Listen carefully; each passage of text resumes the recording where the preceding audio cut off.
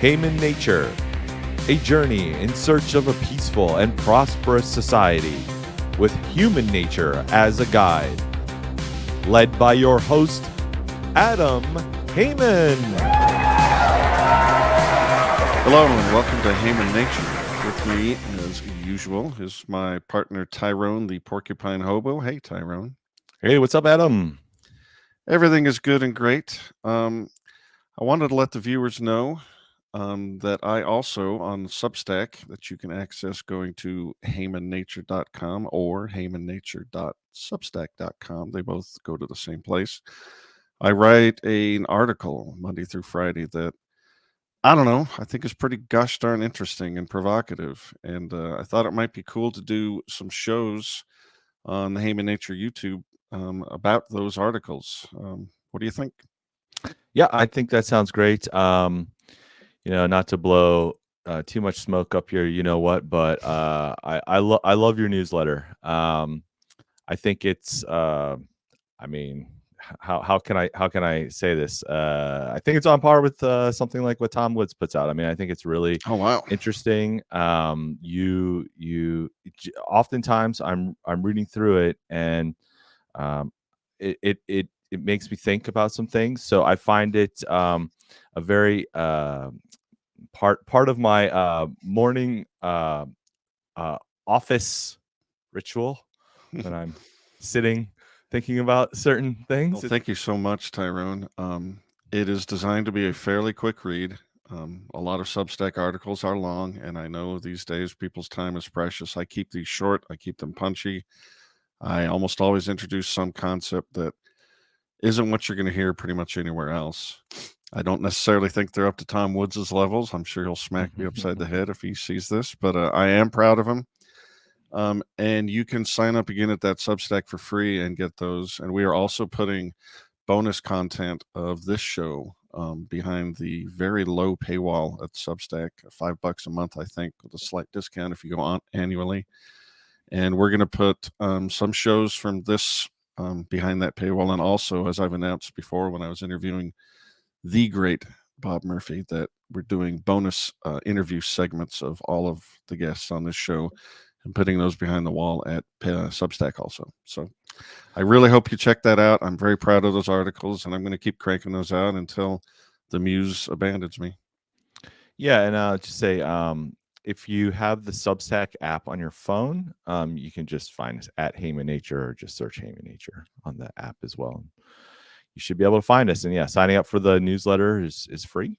Just enter in your email address, and if you want that bonus content, you can sign up for the paid content as well. So Tyrone, I thought the first one we'd talk about today is the very first one I wrote. The reason I was inspired to write on Substack at all.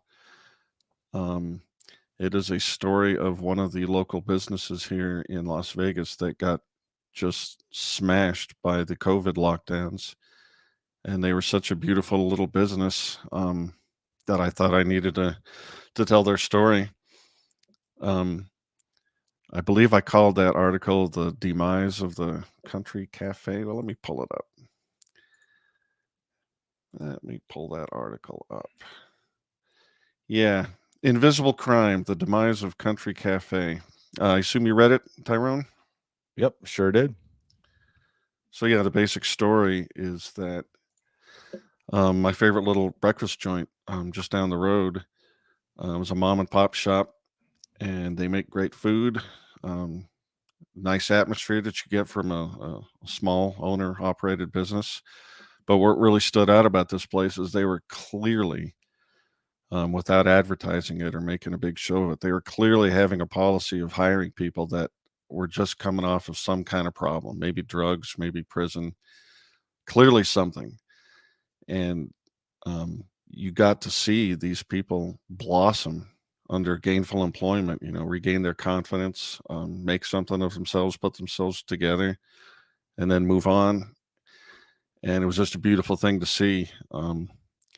On my other podcast, Natural Order, frequently we'll talk about how important, how critical private institutions are for the fabric of a society, and there's millions of them.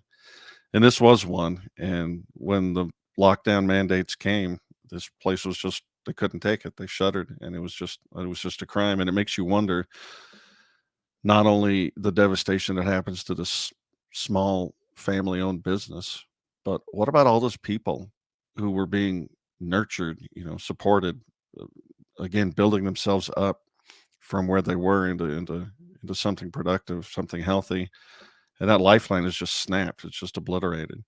And so, what happens to these people? I assume they, well, many of them go back to crime or drugs or whatever they were in before being able to work in a healthy institution like that. So it pisses me off to this very day, and so I wrote about it. Yeah, man, it's this is something that I think, um, just to be completely, transparent or vulnerable about it. uh, this is a topic that I think is an emotional struggle for me and for a lot of people. And it's tragic the way it makes your brain think what I'm trying to get at is you'll see, let's say, homeless people on the street as I'm walking by to get to my office, and and and and it's hard not to sometimes feel a disgust about it, and almost like, what's wrong with you, ty type of attitude. And I think the more and more, um, the homeless problem increases, the more and more animosity is starting to build up, among the working class or the middle class or whatever. And fortunately, as a libertarian, I have a perspective that I think I know a better insight as to some of the sources of these problems. Whereas I think someone who isn't a libertarian, that may just be a conservative, it's going to have the viewpoint that must be their fault for some reason. They're a drug addict, or they they're just they don't want to work, and they're choosing this life. And if you're on the left, you're like, you might default to say, there's mental illness problem in society, or that there's not enough of a social safety net, such things like that. I think from the libertarian perspective, we have a good case to make that, um, things like homelessness, um, drug use, things like that, are related to things like inflation. I don't know what your thought is on that, but I certainly think that the destruction of our currency, the destruction of our monetary system, pretty much by things like the Federal Reserve, corrupts the society in ways that you wouldn't make the connection immediately. So every time I walk by, a homeless person, and I may have that instinct, like, and it's frustrating, and I hate it. I just have to remind myself that, you know what, uh, I you shouldn't blame. I don't think you should blame them. I think this whole system is creating this mess more and more. I mean, yes, there's probably always going to be some sort of homeless, population, but the way it's exploding in our country and around the world, and the Well, drug use, and yeah, let me and things like that, there's something else let me put going a little on. more meat on the bones there, Hmm. because I think honestly, inflation just scratches the surface. Um, just looking at the thousands of occupational licensure restrictions that keep people from starting their own small businesses. Hmm. Um, I mean, that's just right next door to homelessness. You could get yourself right off the streets and start running a business if the state just wasn't in your way. And Right. then when you add the regulations and the inflation on top of that, and just the general corruption of society, I mean, how soul sapping is it to look at who's winning in this country and seeing that it's just a result of being networked in and crooked and stealing? Yeah. How is that? I find it hard to believe that on the margin that doesn't destroy the will to make something of yourself and turn a person, again, on the margin towards drugs and towards hopelessness. And then throw on top of that the empire and all the goddamn wars.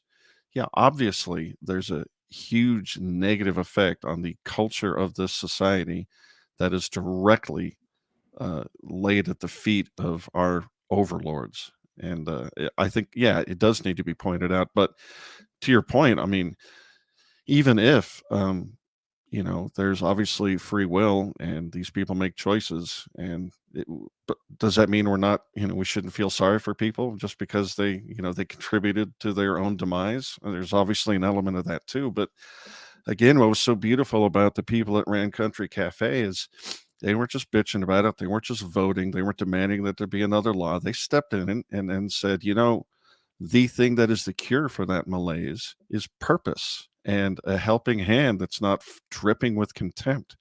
And they gave that to these people. It was beautiful. I loved going there. And bonus, the omelets were amazing. um, but there's just something so wholesome about this. And again, they didn't have a sign up. They didn't announcements. They weren't tooting their own horn. But you could just, I tell the story in the article. The very first time we went in there, food was great.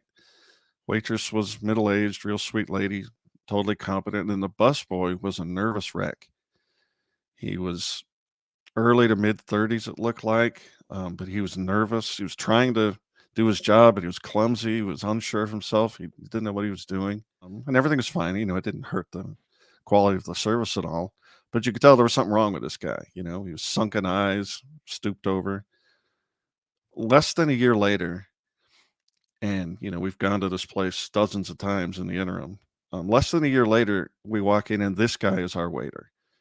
And he's noticeably taller. His shoulders are back. His chest is out. He's noticeably healthier.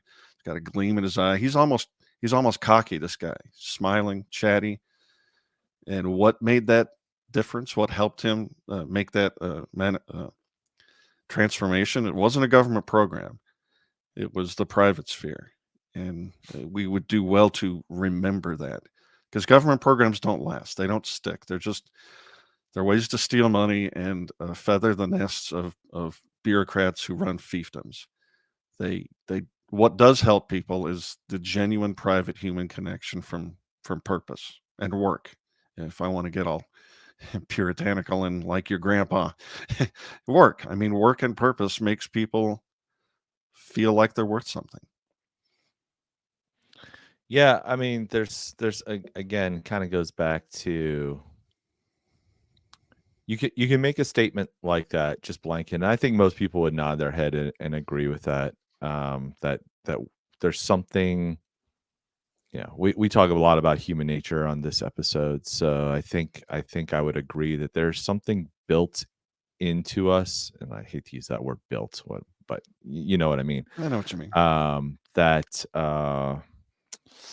I don't know if it's just endorphins or whatever the biological mechanism that sort of senses that you're accomplishing something, and it makes you feel good. Oh, well, Jordan Um, Peterson talks directly about that. It's not achieving a goal that makes you feel good. It is being purposefully oriented towards a goal and making progress towards it. That's what makes you feel good. That's what releases all those endorphins. And you can see it when people achieve their goals and then they don't know what to do next. They sort of seem hopeless. mm, It really is the journey. And I think to your point that we're biologically wired for that to be the case. It mhm. should make us feel good to be getting somewhere. If we weren't oriented that way, we probably would have just sat down and died. Yeah, our brains are wired to be gainfully and purposefully oriented in pursuing some goal. It's the pursuit. Yeah, you said something earlier that was interesting that I hadn't thought about, and when you said, you know, people see all the money that the government is spending and all the billionaires that just keep getting more billionaire-ish, and all the money that the greatest transfer of wealth during the pandemic, obviously, and the military industrial complex and all these wars that we're fighting, and you just sort of look around and you almost feel hopeless. And you had said that, I think for some people on the margins, some people who may have some issues, to begin with, this just pushes them over the edge a little bit, and they may turn to things like drugs and alcohol or just dropping out of society. And it instantly occurred to me that, when you said that, I'm like, well, maybe they're the moral people actually, because here I am, I'm paying my taxes so that we can go bomb some people that I don't even know in another place halfway around the world. At least the homeless guy isn't contributing to that. So in a way, it's Yeah, I mean, there's something to that, and uh, my perspective isn't one of cultural conservatism. I'm not on the Mhm. right, Yeah. but there are a lot of people on the right who look at the point of the '60s as a point in America where our culture really, started to get rotten. And I'm firmly convinced that, the Vietnam War and all the government spending had a lot to do with that. Because if you're young, how are you going to convince yourself to go forward and do quote unquote the right thing when you're Mhm. seeing all this horror happen? When the people who are supposed to be showing you what morals are doing obviously immoral things and then gaslighting you about it. That's going to make me think seriously about putting my foot on the wrong path. So these right wingers, they kind of got themselves to blame, you know, for that. Yeah, and also, I would say going back to the country cafe story, we can just always say that, oh, government programs never work, and of course there's going to be one counter example of that where someone can point to, but look at this success story or whatever. And Sure. I mean, we could argue till we're blue in the face and try to give a Well, quick economic.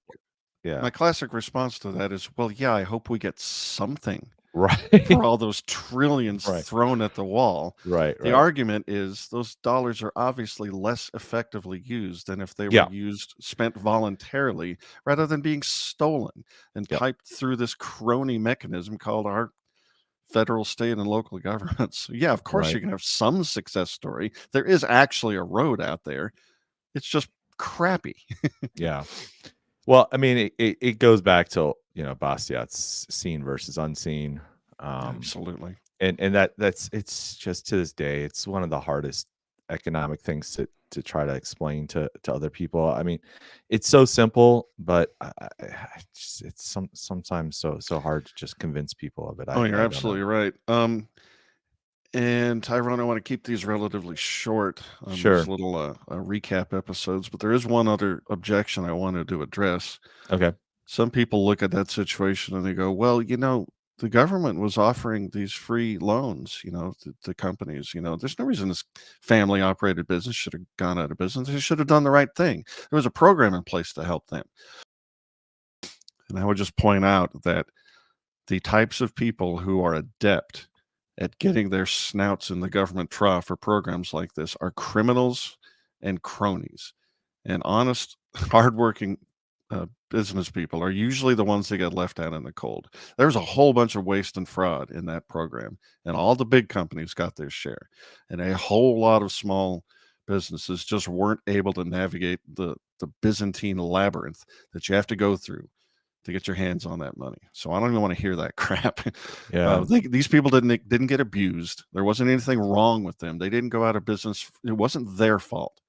They got locked down and shut out, and they lost their business because of the government. Do not get it twisted, my friends. Yeah. I mean, I agree, and I think that's a good spot to wrap it up. But I want to make two final comments real quick. Just I I what I admired about your retelling of that story and what those folks were doing at the country cafe was, my wife will tell me I complain a lot, and she'll sometimes just say, well, why don't you go out and do something about it? And then hopefully this podcast is a little bit of a way to help contribute to that. But here's an example of people just quietly really doing something to make the world a better place, and they just got crushed. Yeah, Which it's simultaneously beautiful and horrifying. Well, anyway, good folks, thanks for watching. Thanks for listening. If you want to, again, sign up for free at heymannature.com. That'll direct you to heymannature.substack.com. Getting those emails with articles in them is free. And if you want bonus content, and maybe you like what we're doing here on the show and you want to kick in, we would greatly appreciate you signing up to be a supporting contributor and receiver of goodness. And do us a favor, like and subscribe, YouTube and Rumble. And I guess we'll see you next time, right? Absolutely. Bye-bye.